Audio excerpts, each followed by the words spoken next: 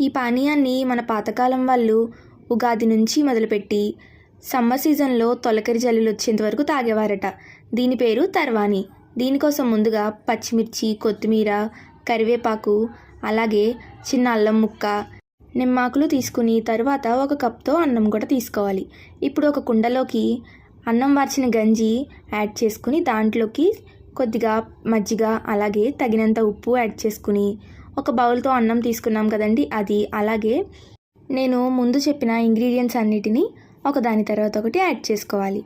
ఇప్పుడు దీన్ని ఒకసారి బాగా కలుపుకోవాలి. ఇలా ఈ కుండని రాత్రంతా ఉంచి తెల్లారి లేచి ఇలా ఒకసారి కలుపుకుని ఇక్కడ చూపిస్తున్న విధంగా అన్నాన్ని మొత్తం గట్టిగా ప్రెస్ చేస్తూ వడకెట్టుకోవాలి. ఈ అన్నాన్ని పడేయక్కర్లేదండి, దీంట్లో కొద్దిగా మజ్జిగ యాడ్ చేసుకుని తినేయచ్చు. ఈ రెసిపీ పరగడుపును తాగడం వల్ల ఎన్నో ప్రయోజనాలు ఉన్నాయండి.